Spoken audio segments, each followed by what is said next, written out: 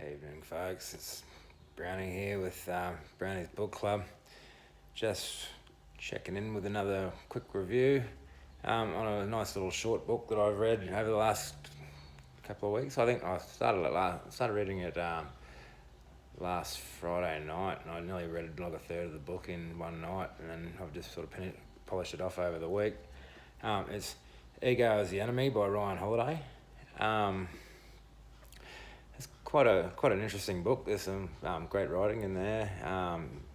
If you've never heard of Ryan before, he's very heavily invested in Stoic philosophy, I guess you'd call it, and ancient Greek philosophy of different kinds. But he's a pretty smart sort of guy. He's a former entrepreneur with American Apparel before they went bust, and I think he's got his finger in a few other pies and whatever. He's written a shitload of books.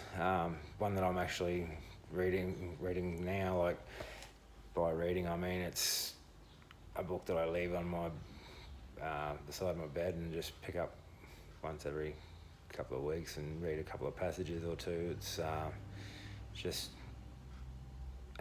Stoic philosophy sayings, as the name suggests in the book, I suppose. He prints them up and interprets them in a more modern language for the reader to understand. But back to The Ego is the Enemy, Ryan Holiday, write that down. The book is basically about how ego affects your performance, and even though a lot of the examples are kind of over my head, like a lot of them are geared towards entrepreneurs and people that have high stakes businessmen or whatever. There's a lot of moments where the light bulb goes off in my head in there. Just how the ego affects your performance and how it affects your ability to deal with the low points in your life.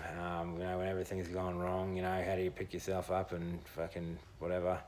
And just the trouble in life it can cause you, like in my experience, like ego manifests itself in, the times I've quitted some of the best jobs in my life because I expect that I deserve more, or, they could be treating me better, and, I never really took the time to assess my own performance, really.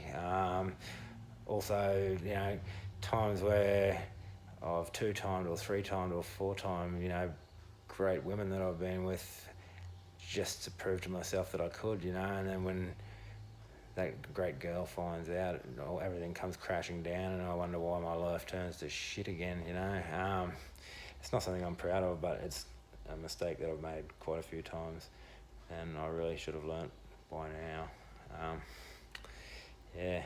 And probably other things that we all feel guilty of, like looking down on people with a different point of view, only to realise that if you would have just took a step back, you would have realised that they're seeing something that you don't see, and makes you look like the bigger dickhead for rushing in and talking to people not the way that we really should talk to people.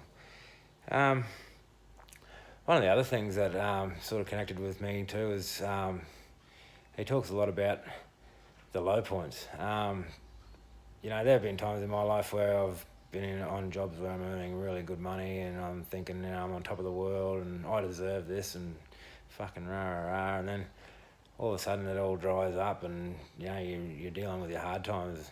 And there have been times where I've been so far down where I just couldn't see my way up, and it's only now that I'm sort of about mid-level. I'm not the highest I've ever been, and I'm certainly not on my knees like I was only a few years ago.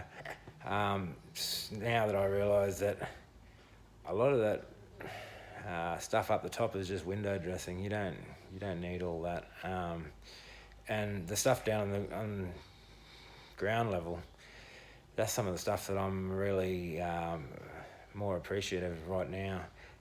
Like every day I write just a few things that I want to achieve for the day, followed by like half a page of things that I'm thankful for, and just about every day there's something in what I'm thankful for is the low times in my life and the lessons contained within, you know, and I think that's something that we all could pretty well learn from, you know. You don't strive to have the hard times, but when they come, there's always lessons. And it's whether you pick up on those lessons or you just keep making the same fucking stupid mistakes over and over again. That's how we grow. But enough of that. I'm no fucking motivational guru. Yeah, the book is great. I'd recommend everyone read it. I'm probably going to put it to the side and just pick up a passage here and there when I feel like I don't know, my head's in my ass or something like that, you know, and because maybe I read it a little bit quickly. There were a few lessons that went above my head. Maybe there's some things that I could pick up later on when I need them most. Okay, so that's that review out of the way. For the next two, I'm just trying to decide what will I start. I've got Empire of the Summer Moon I'm reading at work at the moment, so that should be getting a review in the next week or two. But for another one, I normally keep another book at home to read. Well, how about we get a bit of interactive here? What do you reckon I should read? I'm trying to choose between Dope Girls by Marek Cohn, The Birth of the British Drug Underground, and William Faulkner's New Orleans Sketches, which is just a collection of stories he wrote before he'd ever published a novel. And apparently it's, the book contains a lot of the themes that he's famous for, and it shows that that's sort of stuff he was always interested in. It's not something that he stumbled across. So, I don't know, if you've enjoyed the review and you'd like to hear about either one of those books, just drop me a line in the comments down there. What do you reckon? Anyway, like and subscribe to my channel. Tell your friends. Let's make reading cool again. Thanks, guys.